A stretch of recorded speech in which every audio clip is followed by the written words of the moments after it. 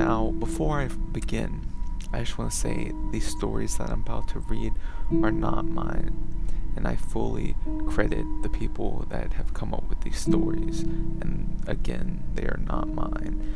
These are only for entertainment purposes. Now, let's begin. Number 1. I was about 4 or 5 years old and my parents had just separated. My mom was living in a 2-bedroom apartment.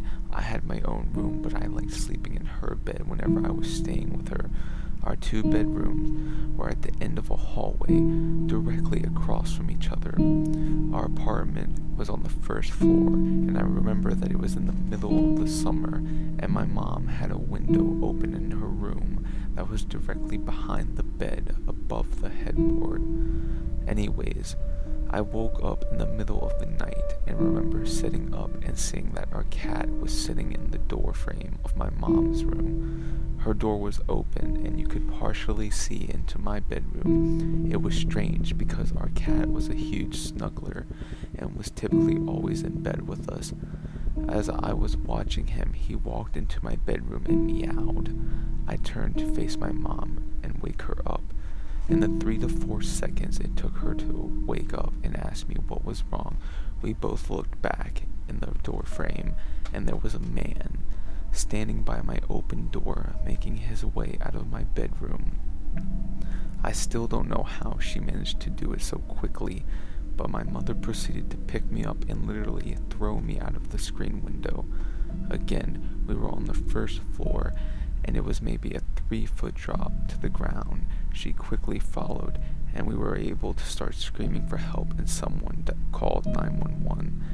The police came but didn't see any signs of forced entry, only that our front door was unlocked, which led them to believe the man must have exited that way. But the strange thing was that my mom swore up and down that she had locked the door that night with a deadbolt and chain lock.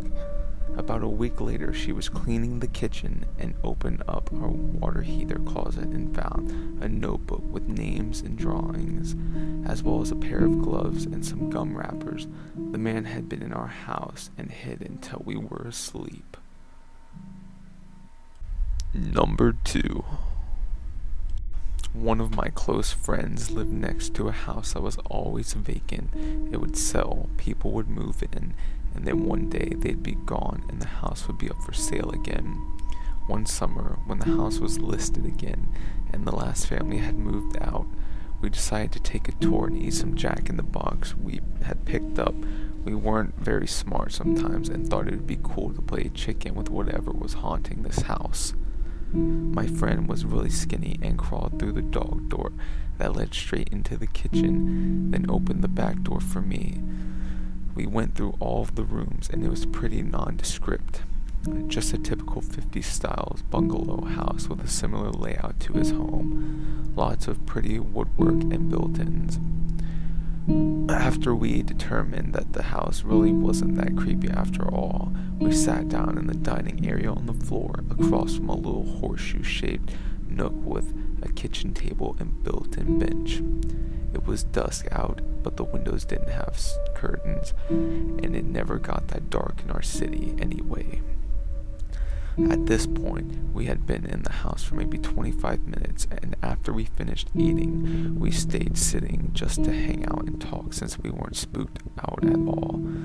All of a sudden, mid-sentence, completely out of nowhere, my vision went black and I felt this eerie coldness wash all over me. A feeling so thick, I felt like it penetrated through my body down to my bones. At the very same moment this happened, my friend screamed. I virtually could not see anything and was groping around trying to find something to grab onto. I felt so unsettled and cold. There's really no other word for it. After what felt like hours, I felt my friend's hand in mine, and he pulled me to my feet and dragged me through the house to the back door. He kept pulling on my arm, and I still couldn't see anything. We got outside, and slowly, you know that feeling when you get a whole body shiver and it runs down your spine? As soon as I was outside, that's what I felt, except this was a whole body shiver that started at the tip of my toes and went all the way to my scalp. And unexpectedly and suddenly, I could see again. My friend was pale as a sheet and looked absolutely terrified. I felt off and sort of gross, I guess is the best word, and in shock.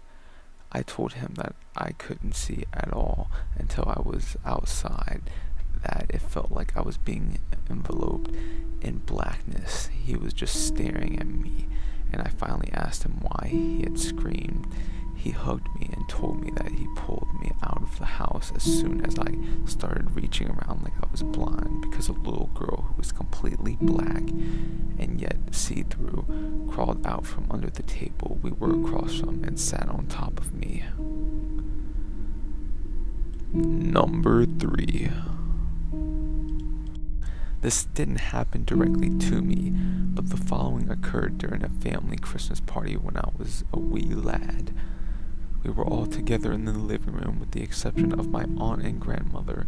They were in the kitchen cooking dinner. My grandparents' house was set up so that the only way to enter was through the living room or the kitchen, and they were connected to each other. Someone could enter through the upstairs windows, but that would require them to be unlocked in a pretty big fucking ladder.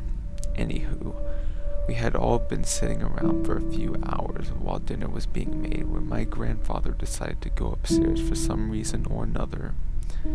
As he was about halfway up the stairs, a woman in a wedding dress holding an infant took the corner and stood at the top of the stairs staring at my grandfather. He was understandably spooked and kind of taken aback. He attempted to say something, but couldn't.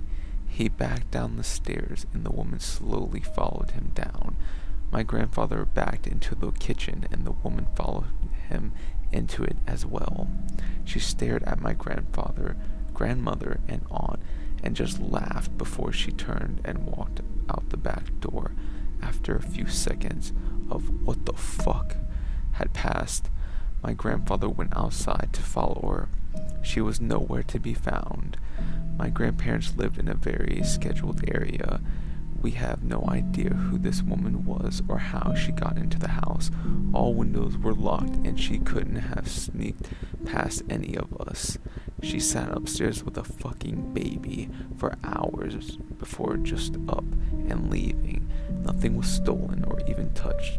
Her disappearing afterwards just fucks our minds even more. Just saying here.